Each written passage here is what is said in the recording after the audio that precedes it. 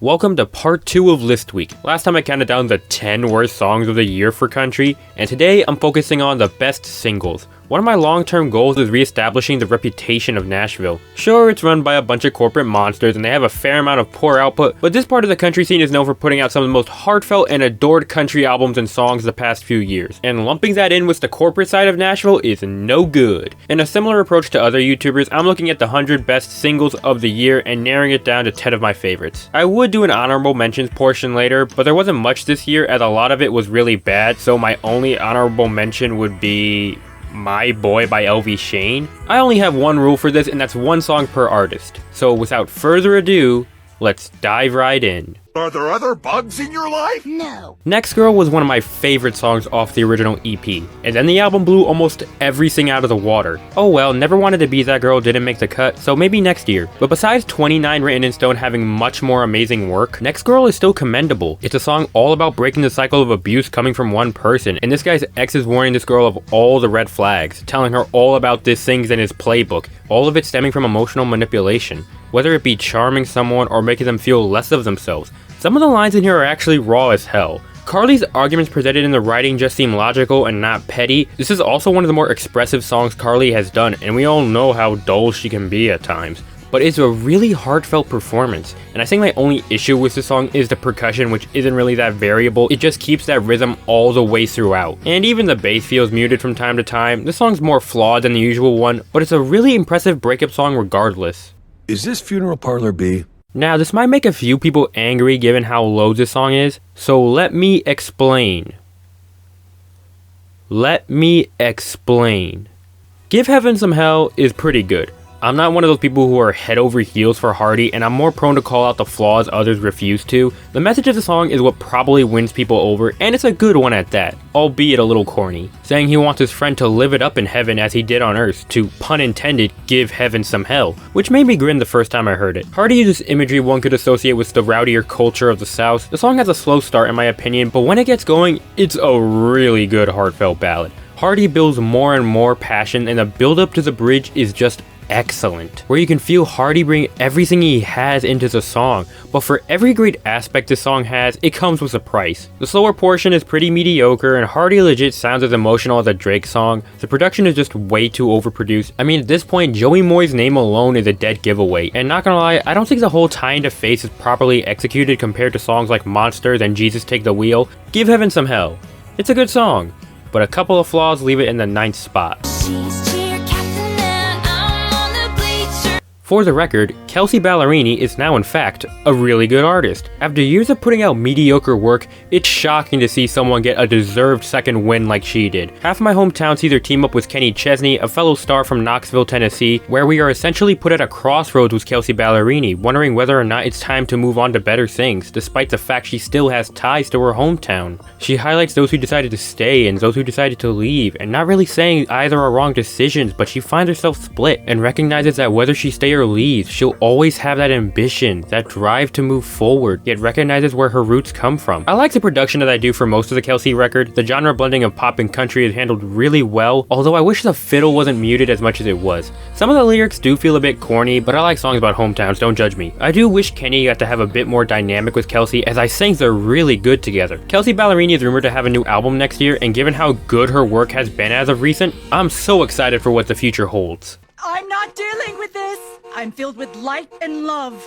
Light and love, asshole! The breakout star Lainey Wilson delivered what is probably a lot of people's favorite singles this year. Is it a little gender normative? Kinda, but not to an egregious extent, and I'm happy to see the song and Lainey herself succeed. Things That Ran Out of Know is a simple yet charming little ballad on how guys don't know what to do in relationships, how some people are too lazy or even cowardly to stay in relationships even if the fixing of it is an uphill climb. It has a gorgeous mandolin accompaniment, and Lainey herself brings a laid back but still really powerful performance. I think the song loses me around the second verse. We go from questionably descriptive to just bargain bin breakup lines. I wish there was more going on in the background besides the mandolin for a majority of the song, but these complaints are minuscule in what is an excellent song in which I hope is a promising career. It's time to go to bed.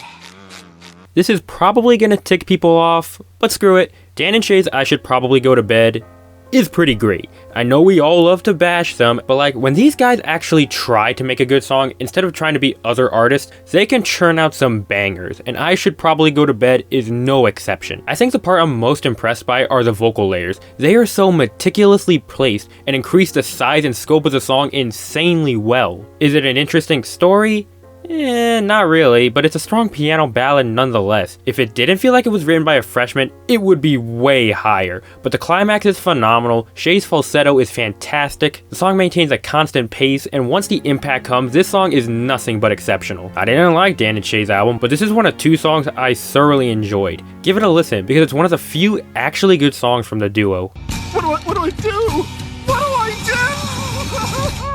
I didn't like Bluebird much and honestly thought it was a bit overrated, but Settling Down on the other hand, well, I like Settling Down. I'm so glad Miranda has caught a second win career-wise, and it's nice to see her get all this success. Settling Down sees Miranda at a crossroads of whether to further along her career or take on the peaceful life. It highlights things that don't really coincide with one another, like sunsets and marigold mornings, and how despite either decision leads to something great, there's something missing in either scenario. Natalie Hemby and Luke Digg highlight this inner turmoil so exceptionally, giving it that indie flair that's missing in a lot of singles these days. I like Jay Joyce's take on this track, which for a lot of the album was pretty hit or miss, but Jay nailed the pop country feel on the head with this. I love the tone of the banjo, and whenever the lick comes in, it's so satisfying. The beat is very refreshing compared to a lot of stuff I've heard. It has a unique energy that I just really enjoy. This is said to be the last single off the album, so it's a really strong way to go out if you ask me. I don't like sand.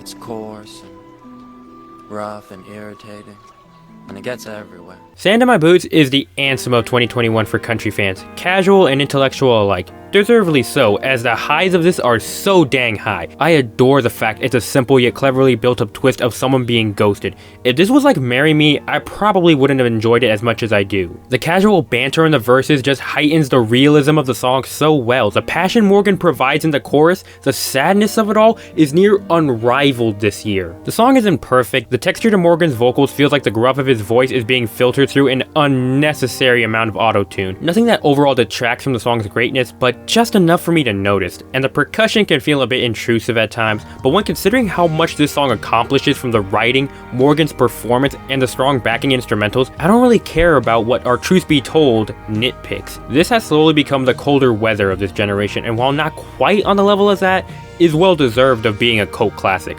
One of the highlights of Dangerous that I can't get enough of. Get off my property, thugs bunny! I can already hear the complaints coming in, most of them coming from Morgan stans, but Love Story Taylor's version easily outclasses the original. The instrumentals feel grander, Taylor's matured vocals heighten the storytelling in what is already a fantastic song. It progresses its story so well, setting up genuine stakes that are actually heartfelt. The musicians envelop us in this fantasy landscape that is just so enticing from a musical standpoint. It's Love Story, man. What else is there to say? This song isn't just another generic radio smash, it's one of the most captivating Swift songs and endures as a cult classic so many country and non-country fans adore. The fact the song has had this much staying power after over 10 years is insane. That's just a testament to how amazing the song is. I'm sure you've all heard this and know how great the song is, so let's move on. Fuck that! Let's do some fucking shots, bitch! This is everything I want in radio country. A dash of genre fusion, a song designated for a good time, and just outright clever. The fact that so little songs accomplish that these days is a bit sad, but when a song that good does come around, it makes it all the more special. Tequila Little Time is so rich in its musicianship, blending classic country instruments and styles with those of Latin culture. The whole pun of Tequila Little Time, 10 out of 10. Comedy gold. One of the funniest yet truly clever lines in all of modern country, right up there with the masterpieces. I don't think I've had this much fun with a radio single since When It Rains It Pours in 2017, so it's been a while. Party had a blast with this song. This is the most I've ever seen him happy on a song, and it's so nice to see. In a way, this song feels like the true successor to It's 5 O'Clock Somewhere. It isn't on the same level fully, but it's really close. This was one of my highlights on Heartache, and it's still rising on the charts. I hope it can get to #1 soon, even though it's winter and the odds of it succeeding are kinda slim. It's time for the moment you've been waiting for. This may come as a bit of a shock to you, the fact I put this as my #1 single of 2021, but I really just connected with Starting Over on a personal level. As someone entering a new phase of their life, I was in a sense getting a fresh start, and this song always felt like a beginning of a new chapter or journey. The song also accomplishes the best of both worlds with the folk from a Room and the writing quality of Traveler. It may be corny to some, but this song thrives off its simplicity in my opinion. The song paves out a path that isn't the easiest, but the one that will most certainly lead to happiness. Stapleton, as usual, gives a vocal performance that's awe-inspiring. The guitar strokes evoke a sense of sweetness and optimism that I find so irresistible. I can see people not having this as their top pick, and I felt the same for a while, but Starting Over is one of those songs I connect with far more than I respect. And I already respect this song a whole darn lot. It's my pick for 2021's best single.